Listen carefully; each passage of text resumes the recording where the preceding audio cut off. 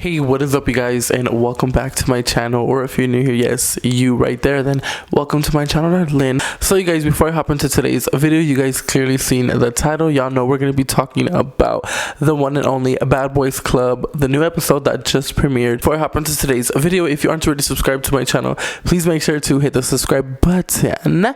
Make sure to give this video a big thumbs up, and also make sure to comment down below. Without further ado, if you want to continue on watching into today's video, then continue on watching.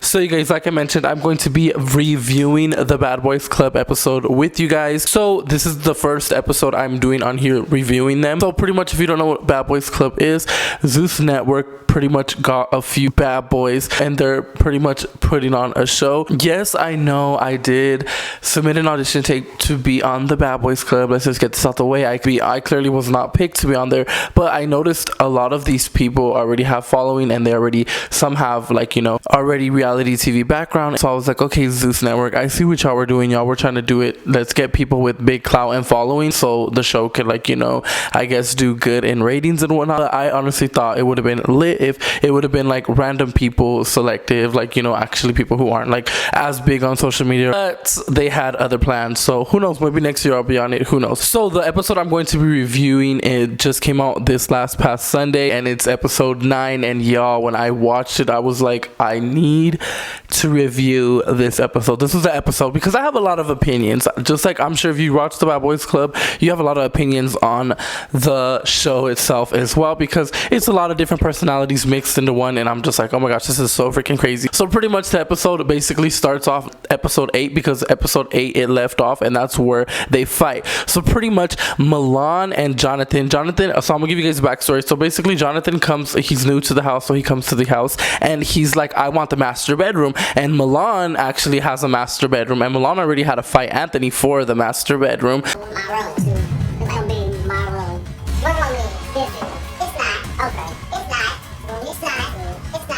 So Jonathan's like, you know what, I want the master bedroom. Like, it's either our room or it's gonna be my room. So Milan felt threatened, and he felt the need to bring his friend Rio, which is also known as Mario, because in this episode they call him Rio and Mario. So I'd be confused, like, who's Milan. Pretty much brings Rio over, and they have a scene where they're in the closet, and Milan is telling Jonathan that this is not his room, it's his room, whoop-de-woo, and Rio is there. Like, so Milan brought Rio, as it seems in the episode. Milan brought Rio, and I guess to fight his battle, I don't know, because they end up fighting, Jonathan and Rio. They instantly just start fighting, and y'all, when I say Jonathan put the thumpers, like, that's a real bad boy, point blank in a period, because a lot of these guys on this show are not real bad boys. So Jonathan then proceeds to fight him, you guys, and when I say it was so, he literally grabbed his hair, ripped it out. He ripped his little twisties he had in his hair out, you guys, and the whole episode I'm just like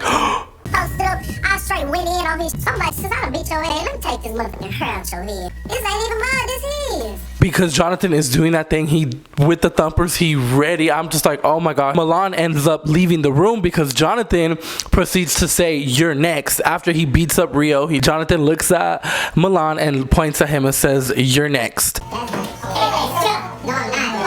And then proceeds to grab a fire extinguisher, you guys. Yes, a fire extinguisher. I cannot make this shit up. And is acting like he's gonna spray Milan. So then Milan sees that and uses that as like a tactic or something, because he leaves with his scary ass.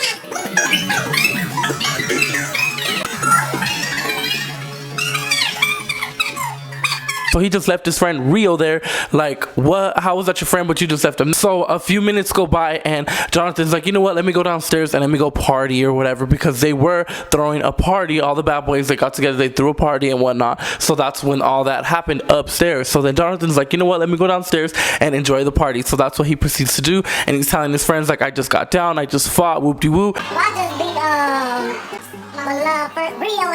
Beat the shit out of Rio. Which one, Rio? Then Rio decides to come down. Keep in mind, all the security are already around him. I'm sure they're alert because they're probably gonna fight again for all we know. So Rio comes down the stairs and he's, you know, acting whatever. He got a shirt on his head because pobrecito, Jonathan pulled out his dreads or his twisties, whatever they're called, and left him bald with bald spots. Like, this boy had to literally get a shirt. I believe in this episode he changes his shirt like 4 or 5 times. He's literally getting naked from a muscle shirt, from a shirt, from a sweater, like covering his head, pobrecito. So he goes down and I guess he wants more, and Jonathan sees him and Jonathan runs up, pink pink, hits him, he falls. I'm finally coming downstairs with the security. Boom! He done fell all across the room. I had to clean him up. Jonathan then proceeds to run up. Oop! That hit, you guys, that would have sent me home packing. I would have ended up leaving after that. That is so embarrassed. How you get your ass beat twice? Like, every time they fight, Jonathan is giving this guy the thumpers. Well, Rio, your friend Milan done left because he was scary. So the whole time all this is happening, Milan is outside. He left. He's full on outside. So they end up breaking that up and whatnot. So then they separate them and Rio goes outside and then Jonathan goes in the garage, and somehow, some way, Jonathan gets out of the garage and out of nowhere runs up on Rio, stalks him out, pushes him into the little pond that they have at the house. You guys, I was so shook. All you hear is people screaming like, look out, watch out, and Jonathan just came, dee dee dee.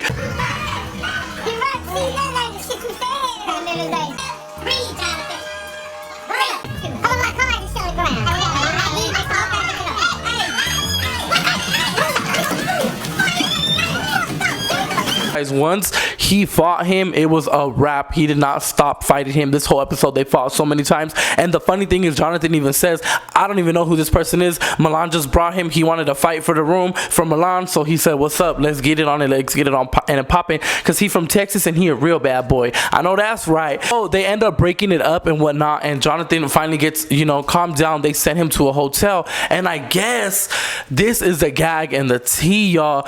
Jonathan ends up coming back, I guess on a day where they weren't filming and stuff. They were just like relaxing and stuff at the bad boy house. No cameras, no security like that, which is like, why wouldn't you have security? Keep that in mind because I'm going to be talking about that later with Milan because he brought it up too.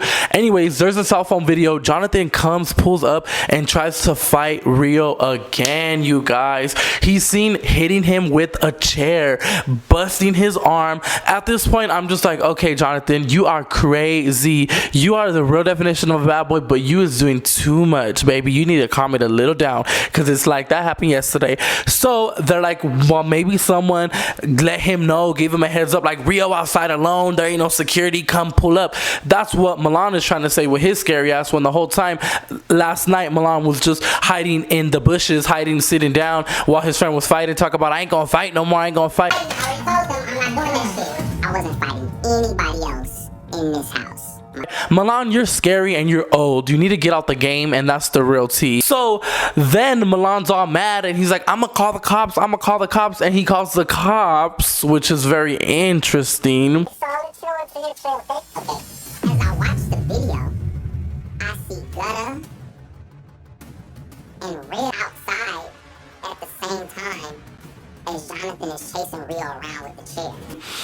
I'm gonna just no comment with that because you already know what happens to snitches. So he then proceeds to call the cops. So then everyone else is in the back of the house like, oh, we don't fuck with the cops, we gonna stay our asses over here, like we don't do that. So Milan then proceeds to do like a police report, shows him the video, whoop-de-woo, and then he proceeds to get mad at the Zeus network producers, whoever they are, and telling them like, why is there no security? Just came and walked up straight into the house, grabbed a chair and started attacking someone. Why was there no security? Like, whoop-de-woo. The rest of his time in LA, and Rio's on his way to the hospital. I became infuriated. You walk through that gate with 5 motherfucking people while innocent motherfucker is sitting on here on his cell phone. He picks up a chair and comes in there and attacks him. No, ain't no security guards here. But the mother, like, this was weird. So then the end of the episode leaves off with Curtis and Dylan. First of all, this scene, I'm like, okay, some of the parts in the show look really staged, so I'm like, okay, I get it's kind of reality, but at the end of the day, majority of the reality shows nowadays are a little staged, are a little, you know, they do what they gotta do, I guess. But I was like kind of cringing in a way, because I'm like, girl, this is what is this. So they're like walking and they just like appear in the middle of the street on like some grass walking, you know, and Dylan then proceeds to say that someone robbed him, and I was like, what the hell? Somebody came up in my room the night of a party, went through my fucking suitcases, stole like 2 pairs of my shoes. They apparently stole his shoes, that's why he's barefoot.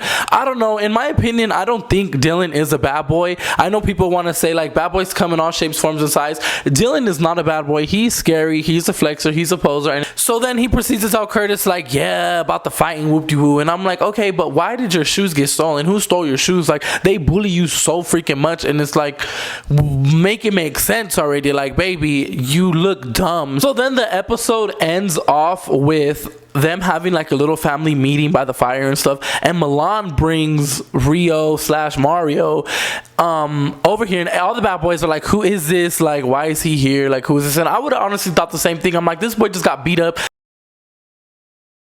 Milan then proceeds to tell all the bad boys that Rio is the new bad boy, like for the house, whoop-de-woo, yada yada. And a lot of them aren't fucking with it, but they only say it in the confession. They don't tell Milan in person like, oh, we don't want him, yada yada. So I'm like, okay, if that's what we gonna do, because the real bad boy gonna tell it how it is and tell and speak his facts right then and there. We ain't gonna hold nothing back.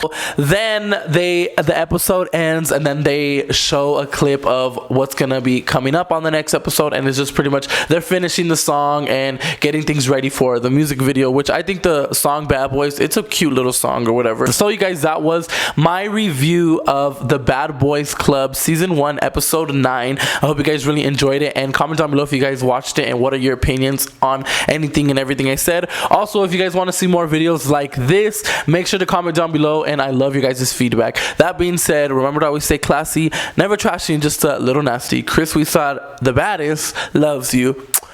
Bye.